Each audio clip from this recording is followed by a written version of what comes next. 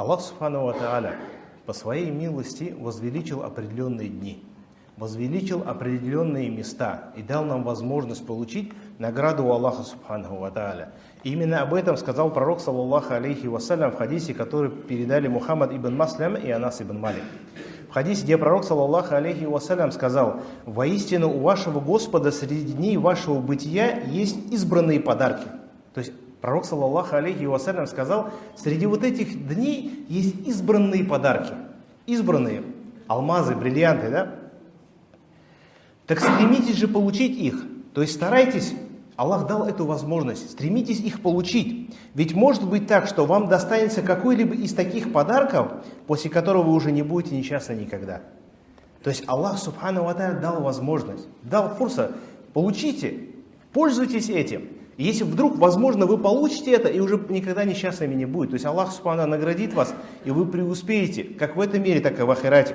И поэтому ученые сказали, то, что Аллах Субхану ва Тааля возвеличил определенные дни, так как Он возвеличил Лейлятуль Кадр среди ночей, как ночь предопределения, и возвеличил дни, такие как Яумун Нахар, Айдуль Адха, Курбан Айда и Яумуль Арафа. И также Он возвеличил месяцы, как месяц Рамадан, и возвеличил дни среди недели, как пятница, и возвеличил последнюю треть ночи, то есть часть в течение дня, как об этом сказал пророк, саллаллаху алейхи вассалям, наилучшее время это последняя часть ночи. Наилучшее, то есть в течение дня самое лучшее время – последняя треть ночи. Среди недели самый лучший день – это пятница.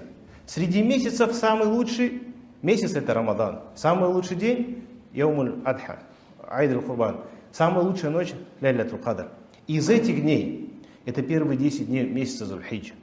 То есть Рамазан мы знаем, это все готовимся к Рамазану, стараемся получить награду в эти дни. Но к этим 10 первым дням месяца Зуль-Хиджа мы проявляем небрежность. Когда, как пророк, саллаллаху алейхи вассалям, сказал в хадисе от Джабира, который приходит в сборнике Базар: наилучшими днями этого мира являются 10 первых дней месяца Зуль-Хиджа. Наилучшими днями, даже лучше, чем дни Рамазана. Об этом говорят ученые. И говорят то, что лучшие дни, 10 лучших дней, это дни, первые 10 дней месяца Зуль-Хиджа. Что касается лучших 10 ночей, то последние 10 ночей месяца Рамадан. Но все-таки лучшие дни это эти дни. Более того, Аллах Субхану ва Тааля поклялся ими. Поклялся этими днями, и клятва Аллаха показывает о том, что есть в этих вещах. То есть то, чем Аллах Субхану ва Тааля поклялся, есть мудрость, есть ценность, есть кадр. И об этом Аллах Субхану ва Тааля говорит: «Валь фаджри ва лаялин ашр, ва шафхи валь ватр». Аллах клянется зарей. И клянется 10 ночами. Клянется четом и нечетом. То есть четным днем и нечетным днем. Суре Фаджр, 1-3 аят. Ибн Аббас сказал: 10 ночей это 10 первых месяцев, первых 10 дней месяца Зуль-Хиджа. И об этом большинство подвижек, таких как Ибн Зубайр, Муджахид, Масрук, упоминали. Это приходит в тафсире Табари и Ибн Касира. То есть Аллах Субхану ва Тааля поклялся этими днями. Валь-Фаджр, говорит, это день Яумун Нахр. То есть второе, чет и нечет, это 10 и 9 месяцы Зуль-Хиджи. То есть Яумуль Арафа и Яумуль Нахр. Также приходит от Муджахида, что речь идет именно о заре дня жертвоприношения, 10 Зуль-Хиджи, и ни о какой другой заре. То есть Фаджр, восход именно вот этого дня. Аллах Субхану именно здесь поклялся. То есть в этом есть мудрость и баракят. Что касается чета и нечета, Ибн Аббас сказал, это день жертвоприношения, а нечет это день Арафа. То есть день Арафата. То есть Аллах Субхану ва Тааля поклялся этими днями, показывая достоинство этого дня. И наилучшие благие деяния, которые человек может совершить, это деяния, которые совершены в эти 10 дней. Об этом сказал пророк, саллаллаху алейхи вассалям, в хадисе от Ибн Аббаса: нет любимей для Аллаха благодеяния и нет более великой награды, чем за благодеяние, совершенное в первые 10 дней месяца Зуль-Хиджа. Награда больше, чем вне Рамазана. То есть Аллах любит эти дни и любит деяния, которые совершает человек в эти 10 дней. Его спросили: и даже чем джихад на пути Аллаха? Он сказал: и даже чем джихад на пути Аллаха. Если только человек взял свое имущество себя и ничего не вернулось, то человек умер, погиб. Во всем остальном, самое лучшее деяние, которое человек может совершить, это вот эти первые 10 дней месяца Зуль-Хиджа. У имама Ибн Кудама приходит Все 10 дней Зуль-Хиджи являются почетными и достойными днями, в которые благие деяния приумножаются в награде, и желательным является проявление усердия в поклонении на протяжении всех этих дней. То есть постараться в эти 10 дней увеличить количество благих деяний, которые человек делает. И одно из них – это поминание Аллаха Субхану ва Тааля, совершение зикра. Всевышний Аллах Субхану ва Тааля говорит: пусть поминают имя Аллаха в дни известные. Сура Хадж, 28 аят. Ибн Аббас сказал: дни известные – это первые 10 дней месяца Зуль-Хиджи. То есть Аллах Субхану ва Тааля приказывает нам поминать, совершать больше зикр. В хадисе от Ибн Умара, ради Аллаха, приходит хадис, где пророк, саллаллаху алейхи вассалям, сказал: нет для Аллаха дней более великих и деяния более любимых, чем деяния, совершенные в 10 дней месяца Зуль-Хиджи.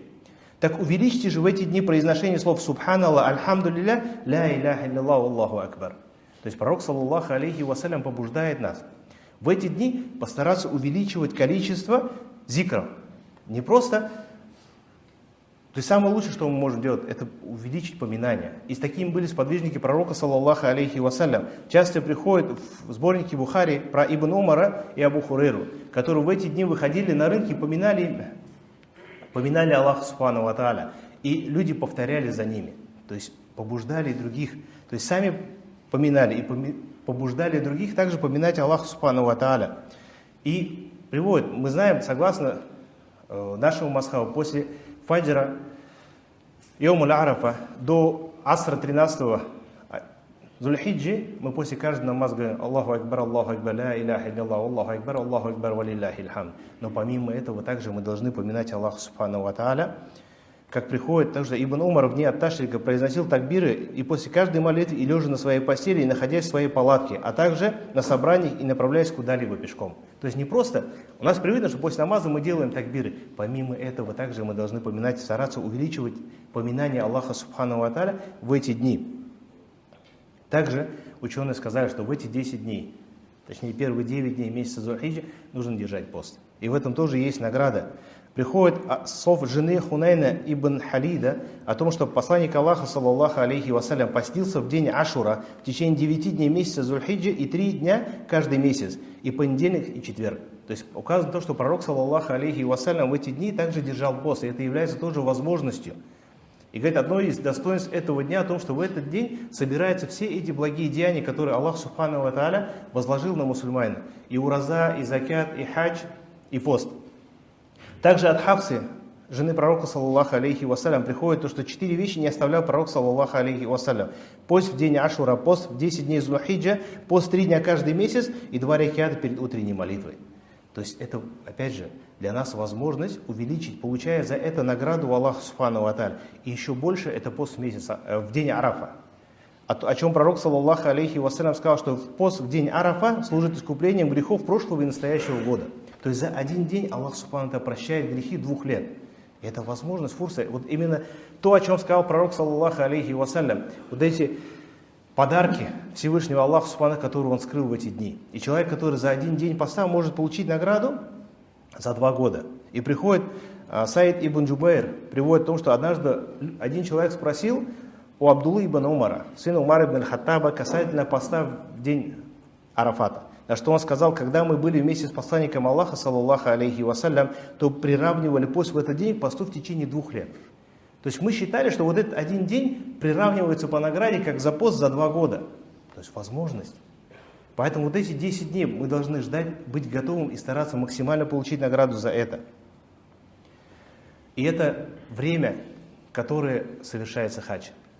Деяние единственный раз в году совершается. Умру можем в течение всего года делать. Хадж мы совершаем один раз, и он совершается в эти 10 дней. Люди, братья, которые у нас сегодня, в этом году, иншаллах, уезжают, эти дни проведут на Святой Земле. 8, 9, 10 непосредственно сами действия хаджа. Аль-хаджу арафа. Хадж – это Арафат. То есть 9 Зуль-Хиджа паломники будут находиться в Арафате. И вот это деяние также является одной из милостей Аллаха Субхану ва Тааля, которую он скрыл в эти 10 дней. И об этом сказал пророк, саллаллаху алейхи вассалям: спешите совершить обязательный хадж, ведь поистине никто из вас не знает, что может ему помешать в будущем. То есть мы не знаем, возможно, в следующий год, у меня есть сегодня возможность, я должен совершить хадж, не оставлять, потому что я не знаю, на следующий год буду я жив, будут ли у меня деньги или будут ли открыты дороги. Поэтому пророк, саллаллаху алейхи вассалям, говорил: спешите с совершением хаджа. И они тоже совершаются в эти 10 дней месяца Зуль-Хиджа. Это день Арафа. То есть в эти 10 дней скрыт день Арафа, 9-й день месяца Зуль-Хидж, о котором Аллах Субхану ва Тааля в суре Буруч сказал: «Валь яумиль мауд ва шахиди ва машхуд». Это 2 и 3 аят. И пророк, саллаллаху алейхи вассалям, сказал: вот в этих аятах: клянусь днем обещанным, клянусь свидетельствующим и засвидетельственным. Он сказал: день обещанный – это день воскрешения. Засвидетельствованный день – это день Арафа, а свидетельствующий день – это пятница. То есть Аллах Субхану ва Тааля и уже 2 или 3 раз клянется этим днем. Пророк, саллаллаху алейхи вассалям, сказал в хадисе от Айши: нет такого дня, в который Аллах освободил бы от огня больше своих рабов, чем день Арафата. Поясни, он приближается к ним, а затем хвалится ими перед ангелом. То есть Аллах хвалится вот этими паломниками, которые будут в день Арафата.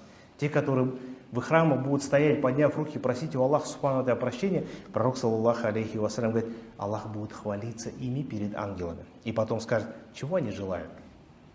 Это великий день. Больше такого дня нет, чтобы такое количество людей избавилось бы от огня ада. И он также скрыт в этом день, в эти 10 дней месяца Зуль-Хидж. И это время дуа. Это день дуа, когда мы должны просить у Аллаха Субхану ва Тааля. И приходит в хадисе, что пророк, саллаллаху алейхи вассалям, в хадисе от Абдуллы ибн Амра: лучшая мольба – это мольба в день Арафата. То есть самая лучшая дуа, которую человек делает, дуа, которую он делает в день Арафата. А лучше из того, что говорил он: я и пророк, и до меня, это нет божества достойного поклонения, кроме Аллаха, у которого нет сотоварища, ему принадлежит власть, ему хвала, и он над всякой вещью власти. Некоторые ученые сказали, что это касается только людей, которые совершают хадж, которые находятся вот в этой долине Арафат. Но также были сподвижники пророка, саллаллаху алейхи вассалям, такие как Ибн Аббас и ученые, которые сказали: нет, это касается всех. То есть Яумуль Арафа, когда мы будем поститься, опять же, паломники не постятся в этот день, а люди, которые находятся дома, они будут поститься. Они тоже должны просить у Аллаха Субхану ва Тааля, в надежде на то, что Аллах Субхану ва Тааля простит их грехи тоже. Это тоже фурс, это тоже возможность, которую Аллах Субхану ва Тааля скрыл в эти 10 дней. И также в эти 10 дней скрыто жертвоприношение. Яумуль Аид, праздничный день, о котором пророк, саллаллаху алейхи вассалям, сказал: величайшим днем перед Аллахом является день жертвоприношения, а затем день, следующий за ним. То есть среди этих 10 дней есть день, который Аллах Субхану ва Тааля возвеличил, любит больше всего. И в эти дни совершается курбан. Также лучшее деяние, которое человек может совершить в этот день.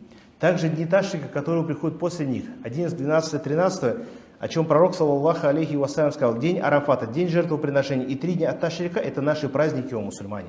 То есть Аллах Субхану ва Тааля сделал. Когда приходит ривайат о том, что пророк, саллаллаху алейхи вассалям, переселившись в Медину, увидел, что у жителей Ясриба, то есть до того, как ее назвали городом пророка, Ясриб были 2 праздника, которые очень любили жители Ясриба. И пророк, саллаллаху алейхи вассалям, попросив, Аллах заменил эти праздники 2 праздниками в исламе. И вот здесь пророк, саллаллаху алейхи вассалям, говорит, что Яумуль Арафа, 10-й день жертвоприношения и 3 дня Ташрика после – это праздники, о мусульмане. То есть это праздник, который Аллах Субхану ва Тааля сделал нам халяльным, разрешенным. И также ученые сказали, то, что это, все эти 5 дней являются праздничными днями. И также это дни жертвоприношения. То есть в эти дни можно совершать курбан. Пророк, саллаллаху алейхи вассалям, в хадисе от Джубайра ибн Мутайма сказал: все дни Ташрика – дни жертвоприношения. То есть если мы 10-го не успели зарезать, у нас есть 11, 12, 13 число, чтобы выполнить приказ Аллаха Субханаху ва Тааля. И также пророк, саллаллаху алейхи вассалям, сказал, что дни Ташрика – это дни еды, питья и поминания Всевышнего Аллаха Субханаху ва Тааля. Аллах Субхану ва Тааля говорит: поминайте Аллаха в считанные дни. В суре Бакара, 203 аят. Ибн Аббас, опять же, Ибн Аббас, сподвижник пророка, саллаллаху алейхи вассалям, одно из поколений молодых сподвижников пророка, саллаллаху алейхи вассалям, сын Аббаса, дяди пророка, саллаллаху алейхи вассалям. То есть он был двоюродным братишкой пророка из молодых сподвижников, и он был очень посвящен. Так же, как Абдулла ибн Умар, они были учеными. И вот Ибн Аббас был очень большим знатоком вопросов тафсира. И он, делая тафсир этого аята, сказал: считанные дни – это 3 дня от Ташрика. То есть Аллах Субхану ва Тааля приказывает нам поминать Аллаха в эти дни Ташрика. И в хадисе от Кааба ибн Малика приходит то, что пророк, саллаллаху алейхи вассалям, сказал: дни Ташрика – это дни еды, питья и поминания Аллаха. То есть вот это 10, 11, 12, 13 дней – это дни праздника. То есть в эти дни нельзя поститься. То есть запрещено у мусульманина поститься Айдуль-Фитр, Айдуль-Адха и вот эти 3 дня Ташрика. То есть Аллах Субхану ва Тааля сделал их праздниками. Поэтому я сказал, это дни еды и питья. Мы кормим других, приглашаем родственников, организовывая стол, кормим нуждающихся, сами празднуя и организовывая праздник для всех остальных. И это приказ Аллаха Субхану ва Тааля и сунна пророка, саллаллаху алейхи вассалям. Поэтому имам ан-Навави сказал, в эти дни желательно часто поминать Аллаха. И лучшим видом поминания Аллаха это чтение Корана. Альхамдулилля. Аллах Субхану ва Тааля дал нам возможность вот за эти 10 дней получить награду. Мы стараемся, как в Рамазан мы готовились, время синокоса, стараться больше получить награду. Аллах Субхану ва Тааля выделил еще эти 10 дней. И приходит, говорят, что 30 плюс 40, вот эти 40 дней, как ученые сказали, месяц Рамазан и вот эти 10 дней. Аллах дал нам возможность, совершая благие деяния, получить еще больше. То есть воспользоваться вот этими драгоценностями, алмазами, подарками Аллаха Субхану ва Тааля. Дни начинаются, иншаллах, с 19 июня. Поэтому, если каждый из нас вот эти 10 дней проведет с максимальной пользой, иншаллах, по милости Аллаха Субхану ва Тааля, мы сможем достичь прощения Аллаха Субхану ва Тааля и получить его награду. Ва акулу кауля хада ва астагфируллаха ва атубу илейх ва акимус салат.